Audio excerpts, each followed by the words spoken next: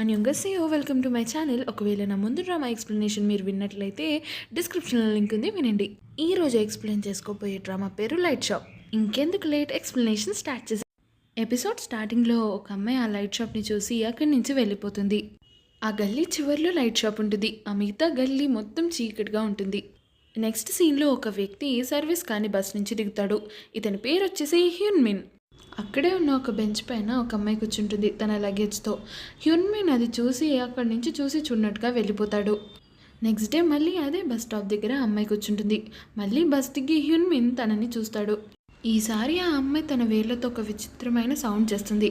దానికి హ్యూన్మిన్ తిరిగి చూస్తాడు. ఆ తర్వాత అక్కడి నుంచి వెళ్ళిపోతాడు. ఆ నెక్స్ట్ డే కూడా అతను యాజ్ యూజువల్గా బస్ దిగి అక్కడే ఉన్న అమ్మాయిని చూస్తాడు. ఈసారి వెళ్ళిపోకుండా తనతో మాట్లాడతాడు. మీరు ఇక్కడ ఒంటరిగా ఏం చేస్తున్నారు అని అడుగుతాడు. దానికి ఆ అమ్మాయి అంటుంది, నేను వెయిట్ చేస్తున్నాను అని అంటుంది. దానికి హ్యూన్మిన్ అంటాడు, అయ్యో ఇదే లాస్ట్ బస్ అండి, మీరు ఇక్కడ ట్యాక్సీస్ కూడా ఉండవు, మీరు ఇక్కడ ఇలా ఒంటరిగా ఉండటం మంచిది కాదు అని అంటాడు. సర్వీస్ సెంటర్కి ఫోన్ చేయలేకపోయారా అని అంటాడు. దానికి తను అంటుంది, నా ఫోన్ పోయింది అని అంటుంది. ఇక్కడ చూస్తున్న అమ్మాయి పేరు జియాంగ్. హ్యూన్మిన్ అంటాడు, సరే నేను నా ఫోన్ నుంచి చేస్తాను అని ఫోన్ తీస్తాడు. అయ్యో నా ఫోన్ పగిలింది ఏంటి అని పర్లేదులేండి పని చేస్తుంది అని అంటాడు. మీ నెంబర్ చెప్తారా అని అంటాడు. పర్లేదులేండి, కావాలంటే మీరే నా ఫోన్ తీసుకొని ఫోన్ చేయండి అని అంటాడు. దానికి జియాంగ్ అంటుంది, నేను మీకు తెలుసా? అప్పుడు హ్యూన్మిన్ అంటాడు, మనం ఇంతకు ముందు ఎప్పుడైనా కలిసామా అని అంటాడు. సరే అయితే నేను వెళ్తానండి అని హ్యూన్మిన్ అక్కడి నుంచి వెళ్ళిపోతాడు. ఆ తర్వాత రోజు కూడా అతను బస్ దిగుతాడు. ఈసారి చాలా గట్టి వర్షం పడుతుంది. ఆ వర్షంలో జియాంగ్ ఇంకా తన లగేజ్తో ఉండటం చూసి, మీరు ఇక్కడేం చేస్తున్నారు? మీరు ఈ అంబ్రెల్లా తీసుకోండి, మా ఇల్లు ఇక్కడి నుంచి దగ్గరే, నేను ఇక్కడి నుంచి వెళ్ళిపోతాను అని అంటాడు.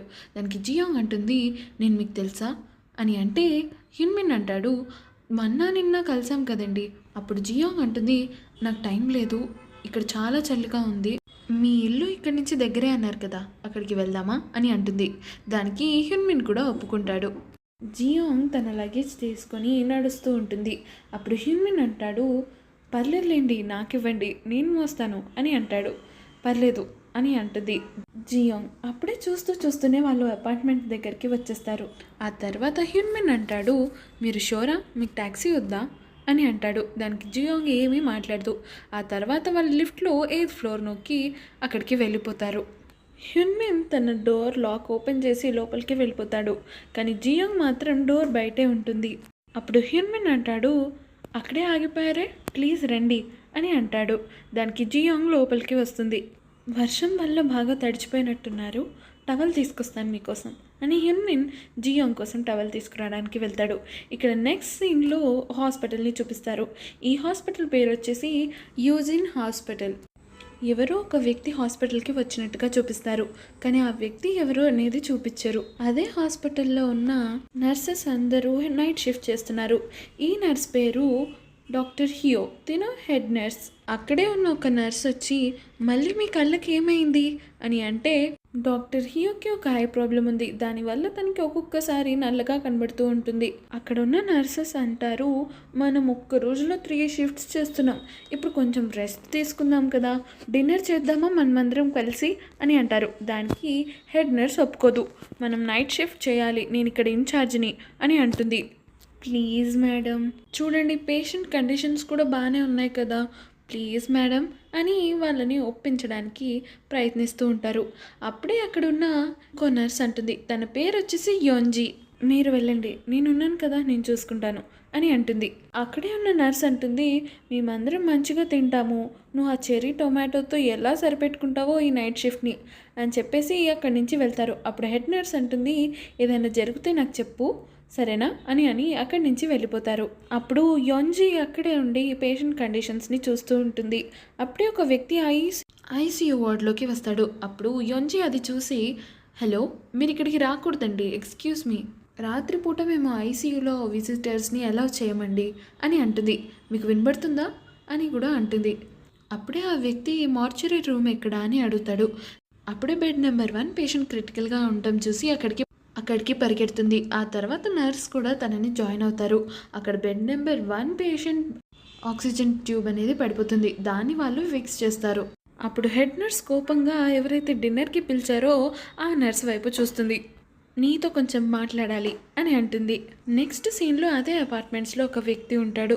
అతను బాగా వణుకుతూ ఉంటాడు చలికి. అతనికి కుక్క అరుస్తున్నట్టు శబ్దాలు కూడా వినిపిస్తూ ఉంటాయి. అది విన్న అతను తన నిద్ర డిస్టర్బ్ అవుతుందని అతను లేచి, ఓ పిచ్చి కుక్క, అరవడం మొదలు పెట్టేశావా, ఇంకాపు అని అరుస్తాడు. అప్పుడు అతను లోపలికి వచ్చి అంటాడు, ఈసారి ఆ పిచ్చి కుక్కను చూడాలి, దాని పని అయిపోతుంది అని అంటాడు. మరోవైపు లైట్ షాప్ ఓనర్ అక్కడ కూర్చుని ఉంటాడు. ఇతని పేరు వోన్యాంగ్. ఇతను రాత్రిపూట్లు మాత్రమే లైట్ షాప్ని తెరుస్తాడు. అప్పుడే అక్కడికి ఒక కస్టమర్ వస్తాడు. దానికి వోన్యాంగ్ అంటాడు, మీకు ఎలా సహాయపడగలను అంటే నాకు 2 LED లైట్లు ఇవ్వండి అని అక్కడి నుంచి తీసుకుని వెళ్ళిపోతాడు. ఆ తర్వాత అక్కడికి ఇంకో కస్టమర్ వస్తారు. ఈ కస్టమర్ ఎవరో కాదు, ఎవరైతే మనం హాస్పిటల్లో చూసామో అతనే ఇతను. ఇది చూసిన వోన్యాంగ్, చెప్పండి మీకు ఎలా సహాయపడగలను అని అంటే అది వినకుండా ఏదో వెతుకుతున్నట్టుగా లైట్ షాప్ మొత్తం వెతుకుతూ ఉంటాడు. ఆ తర్వాత అక్కడి నుంచి వెళ్ళిపోతాడు. నెక్స్ట్ సీన్లో ఇక్కడ ఒక గర్ల్స్ హై స్కూల్ని చూపిస్తారు. అక్కడే ఒక అమ్మాయి ప్లే గ్రౌండ్లో తిరుగుతూ ఉంటుంది. నెక్స్ట్ సీన్లో ఒక లేడీ కస్టమర్ లైట్ షాప్కి వస్తుంది. తను ఒక బల్బ్ తీసుకోవడానికి వస్తుంది. ఇంకా తను అంటుంది, పగలు మాత్రం ఈ లైట్ షాప్ పెద్ద కనబడదండి, రాత్రి మాత్రం బాగా మెరుస్తుంది, మీరెప్పుడు బాగా లేట్గా తెరుస్తారనుకుంటాను అని అంటాడు. దానికి వోన్యాంగ్ అవును అని అంటాడు. ఆ తర్వాత తను అక్కడి నుంచి వెళ్ళిపోతుంది. మరోవైపు స్కూల్లో నైట్ వరకు క్లాసెస్ జరుగుతూ ఉంటాయి. ఆ ప్లే గ్రౌండ్లో ఎవరైతే అమ్మాయి తిరుగుతుందో ఆ అమ్మాయిని చూసి విండోలోంచి ఒక అమ్మాయి హాయ్ చెప్తుంది. ఈ అమ్మాయి పేరు హ్యూన్జీ. అప్పుడే అక్కడ క్లాస్ రూమ్లోకి మ్యామ్ వస్తుంది.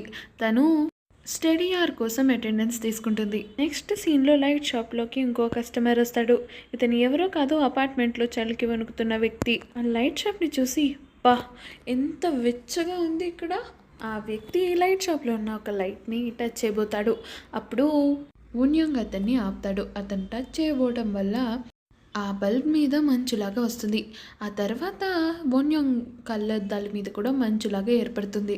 ఆ వ్యక్తి వోన్యాంగ్ని అడుగుతాడు, మీరు ఇక్కడ ఏమైనా కుక్కను చూసారా అని అడిగితే వోన్యాంగ్ అంటాడు, లేదు చూడలేదు అని అంటాడు. ఆ తర్వాత అక్కడి నుంచి ఆ వ్యక్తి వెళ్ళిపోతాడు. మరోవైపు క్లాస్ రూమ్లో అందరు అమ్మాయిలు చదువుకుంటూ ఉంటారు. అక్కడ గట్టిగా వర్షం పడుతూ ఉంటుంది. అది చూసిన అమ్మాయిలు మాట్లాడుకుంటూ ఉంటారు. హే, మీకు తెలుసా, ఈ కాలేజ్లో ఒక దెయ్యం ఉందంట. ఎవరైతే సీనియర్స్ ఉన్నారో వాళ్ళు ఏమన్నారో తెలుసా, క్లాస్ ఫోటోలో వాళ్ళు ఎప్పుడు చూడలేని ఒక అమ్మాయి ఉందంట. ఇంకా ప్రతి క్లాస్ రూమ్లో ఏ సీట్ అయితే వదిలేస్తారో చూడండి, అది ఆ అమ్మాయి కూర్చునే సీట్ అంట. చూడండి, మన క్లాస్ రూమ్లో కూడా ఆ సీట్ ఉంది. అక్కడ చూసారా, అదే ఆ అమ్మాయి సీటు. అప్పుడు ఇంకో అమ్మాయి అంటుంది, నిజంగా అది ఆ అమ్మాయి సీటా అని అంటుంది. ఇది చెప్పిన చెత్తంతా మీరు నమ్ముతున్నారా? ఈ కాలంలో ఇవన్నీ ఎక్కడుంటాయి చెప్పండి అని అంటుంది. సరే కానీ మనం క్లాస్ అయిపోయాక షాప్కి వెళ్దామా అని అంటే వాళ్ళందరూ దానికి ఒప్పుకుంటారు. మరోవైపు లైట్ షాప్లో ఇంకొక కస్టమర్ వస్తారు. బయట బాగా వర్షం పడడంతో తను తడిచిపోయి ఉంటుంది. ఇంకా తను చాలా పొడుగ్గా ఉంటుంది. వోన్యాంగ్ అంటాడు, మీకు ఎలా సహాయపడగలను అని అంటాడు. దానికి ఆమె ఏమీ పట్టించుకోకుండా ఒక లైట్ బల్బ్ దగ్గరికి వెళ్ళి దాన్ని ముట్టుకోవడానికి ప్రయత్నిస్తుంది. అప్పుడే అతను అంటాడు, ఇక్కడ ఏది ముట్టుకోవడానికి వీల్లేదు అని. దాంతో అతని వైపు చూసి అక్కడి నుంచి వెళ్ళిపోతుంది. నెక్స్ట్ సీన్లో హ్యుంజు వాళ్ళ ఫ్రెండ్స్తో పాటు ఉంటుంది. అప్పుడే అందులో ఉన్న ఒక ఫ్రెండ్ అంటుంది, చూడండి ఫ్రెండ్స్, ఈ గల్లీలో ఏదో తిరుగుతూ ఉంటుందంట రాత్రి. హ్యుంజు అంటుంది, నేను మా ఇంటి నుంచి ఇదే దారిలో వెళ్ళాలి అని అంటుంది. ఆ గల్లీ చివరి మాత్రమే వెలుగ్గా ఉంటుంది కదా అని అంటుంది. ఇప్పుడు ఆ అమ్మాయి అంటుంది, చూడండి అక్కడ ఏదో ఉంది అని. అక్కడున్న వాళ్ళందరూ భయపడి అక్కడి నుంచి వెళ్ళిపోతారు. హ్యుంజు మాత్రం అక్కడి నుంచి ముందుకు వెళ్తుంది. తనొక్కతే చీకట్లో ఫోన్లో ఉన్న టార్చ్ లైట్ వేసుకుని లోపలికి వెళ్తూ ఉంటుంది. తను కొంచెం దూరం లోపలికి వెళ్ళి వెనకాలకి తిరుగుతుంది.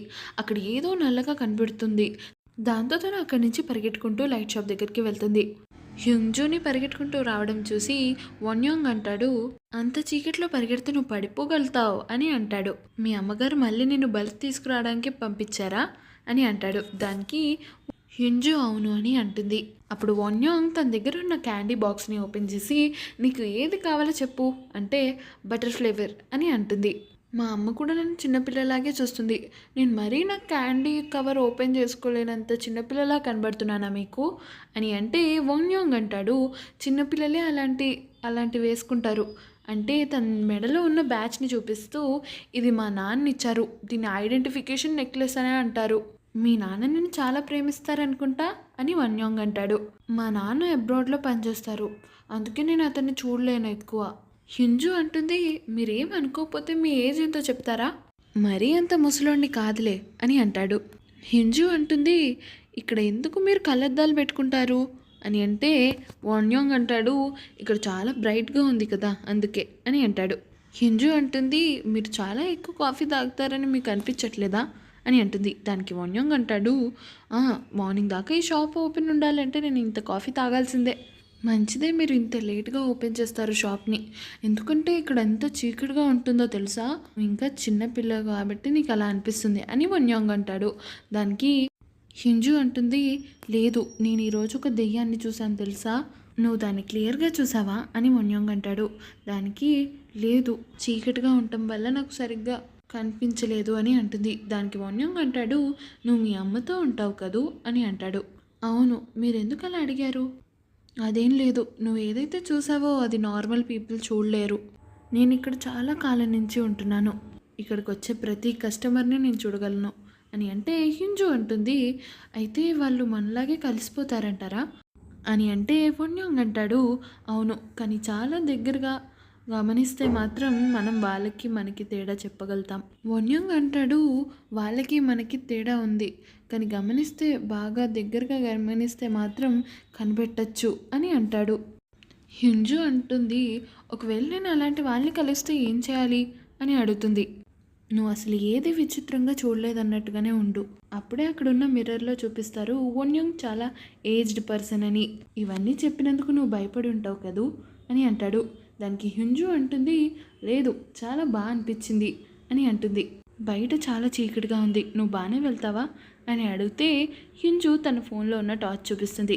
దానికి వన్యాంగ్ తన డ్రాలో ఉన్న ఒక టార్చ్ లైట్ని తీస్తాడు. దాన్ని అలా టర్న్ చేస్తే లైట్ వస్తుంది అని చూపిస్తాడు. హింజు వన్యాంగ్కి థ్యాంక్స్ చెప్పి అక్కడి నుంచి వెళ్ళిపోతుంది. మరోవైపు హ్యూన్మిన్ రూమ్లో జియాంగ్కి టవల్ ఇస్తాడు. జియాంగ్ టవల్తో తన ఫేస్ని తుడుచుకుంటుంది. అప్పుడే హ్యూన్మిన్ చూస్తాడు తన వేలికి నేల్స్ ఉల్టాలో ఉన్నాయని. అతను భయపడుతూనే అక్కడి నుంచి వెళ్ళి హ్యాంగర్కి ఆ టవల్ ఆరేసి వస్తాడు. ఆ భయంతోనే అక్కడే నుంచుని అలా తనని చూస్తూ ఉండిపోతాడు. అప్పుడు జియాంగ్ తన సూట్ కేస్ని కింద పెట్టి అందులోంచి కొన్ని తన బ్యాగ్లో ఉన్న వెపన్స్ని తీస్తుంది. తన చేతిలో సీజర్స్ని పట్టుకొని హ్యూన్మిన్ వైపుగా వెళ్తుంది. నెక్స్ట్ సీన్లో వన్యాంగ్ రియల్ ఫేస్ని చూపిస్తారు.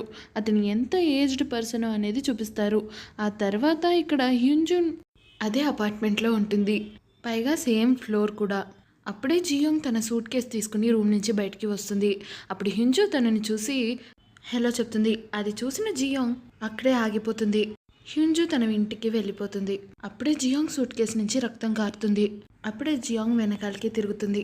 ఇంతకీ హ్యూన్మిన్ చనిపోయారంటారా? మరి మీకు ఈ ఎపిసోడ్ ఎలా అనిపించిందో కమెంట్ సెక్షన్లో కమెంట్ చేయండి. Thanks for watching. Please like and subscribe to my channel.